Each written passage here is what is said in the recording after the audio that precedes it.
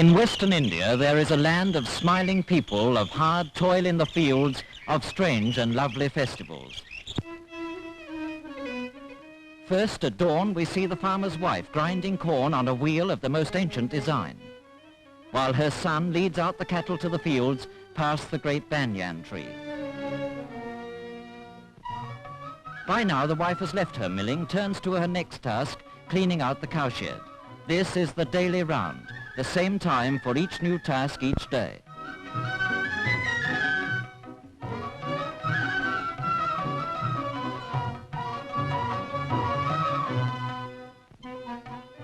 The early morning work over, she invites the blessings of the gods on her farmhouse by chalking an auspicious design on the ground. The farmer himself takes out the bullocks to harness them.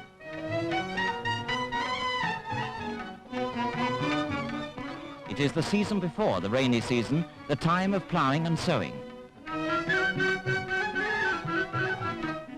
Past another banyan tree, past the temple dedicated to Ganpati, past the women taking their water pots to and from the river. From the way these women wear their saris, from the style of the temple, from the banyan tree, we know we are in Maharashtra, the home of the farming and warrior race of Marathas. The wife is back cooking the morning meal. Part of the art of making it well is this patting it from hand to hand before throwing it on the warm pan.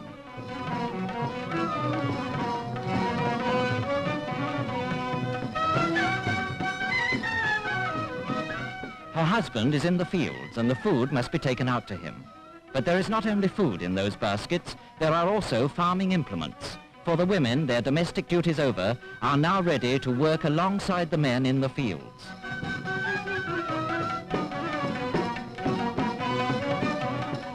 It is the dry season and the farmer is working at the well.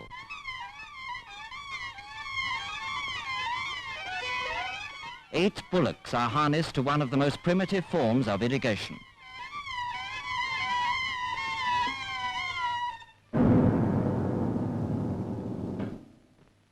And now, when the sun is almost overhead, a meal to restore the farmer and to prepare the wife for her change from housewife to farmhand.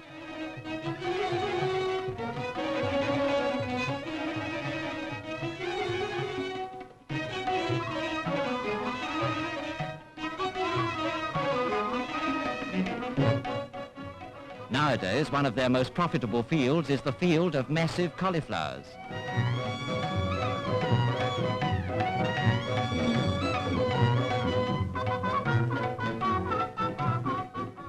It is the job of the women to collect them. It is the job of the women to get them off to markets.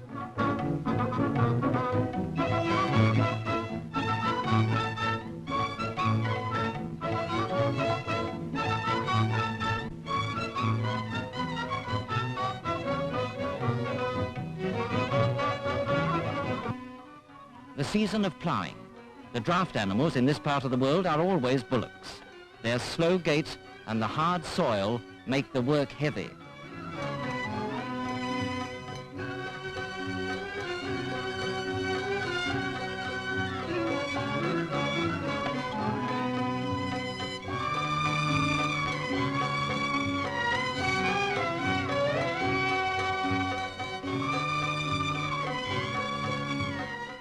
The work of sowing is easier, and the wife joins in.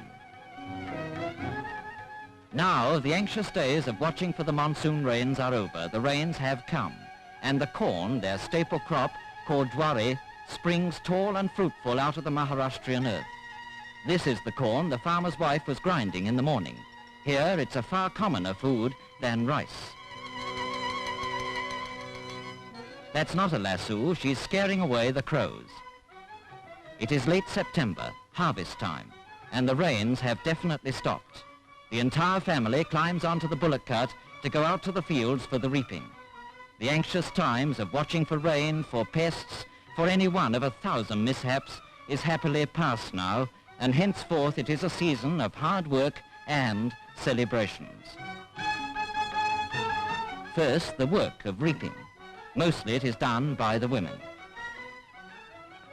The threshing is done by the women and the men. The farmer drives his bullocks round and round, plodding over the corn. Another man crouches close behind him, pushing the corn back under the bullock's hooves.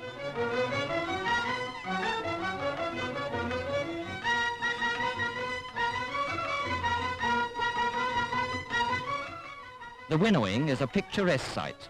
All over Maharashtra you can see the peasants at this season of the year perched precariously on narrow trestles, holding trays of corn in the wind.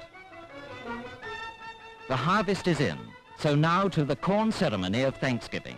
The farmer throws red kumkum, which brings good luck on the pile of corn. Then a coconut, the food of the gods, is broken and the pieces cast on the corn. And now the dedication. The women's foreheads are marked with the red kumkum.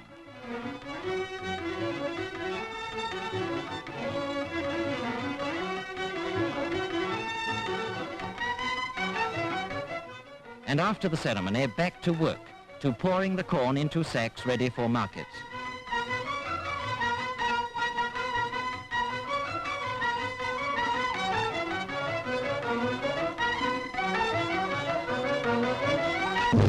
It is November, an auspicious month for marriages. The bridegroom, flower-covered, rides to the ceremony on a white mare, and the guests dance with sticks in front of him.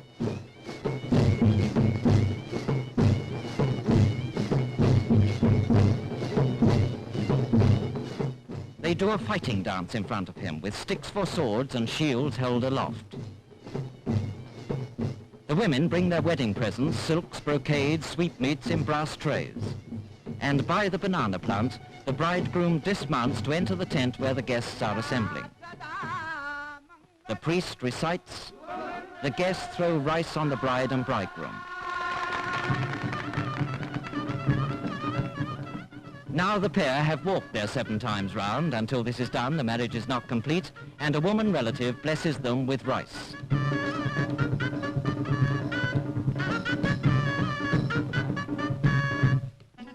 There is a special caste of professional dancers who do the after-marriage dance.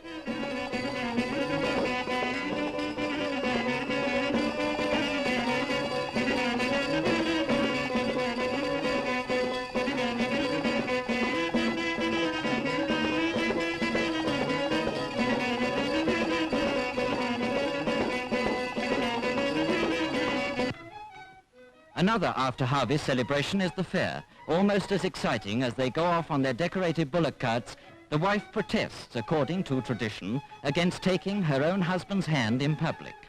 But this is a holiday, and some few bold ones may be daring for once.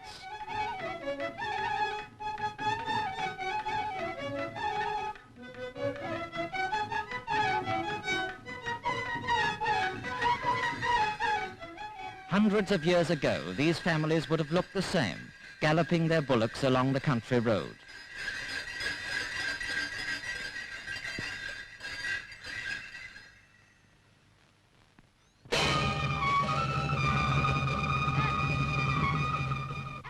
The village where the fair is this year has put on a religious festival. The farmer buys flowers from the priest as an offering to the god.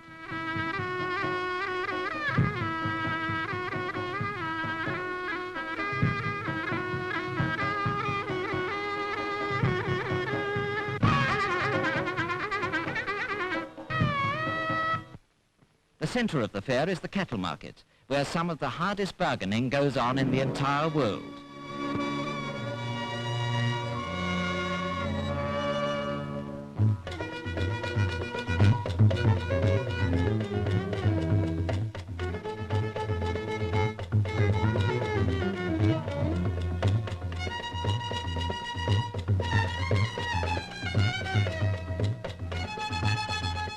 Every local entertainment is there.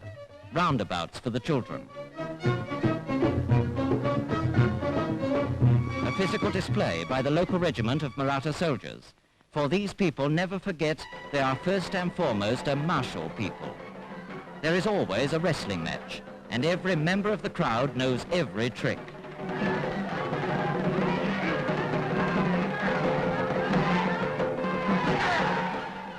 But the farmer's sport, above all others, is the thunderous sport of bullock cart racing.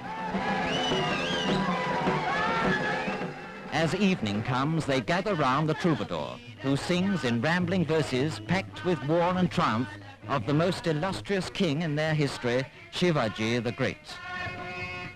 In Maharashtra, the farmer is always a soldier. These 20th century soldiers are dressed in khaki, but their ceremonial of departure is the same as it was in Shivaji's great days. He bends down to touch the feet of his elders always before departing. The spirit of the great Shivaji is still in these men, and this is as typical a scene in this fascinating country as the scenes in the fields, at the well, or at the wedding ceremony. And this is a typical song. Oh, you lion-hearted Marathas, never know fear, as your forefathers never knew fear. A typical song and a typical scene in the land of the plowshare and the sword.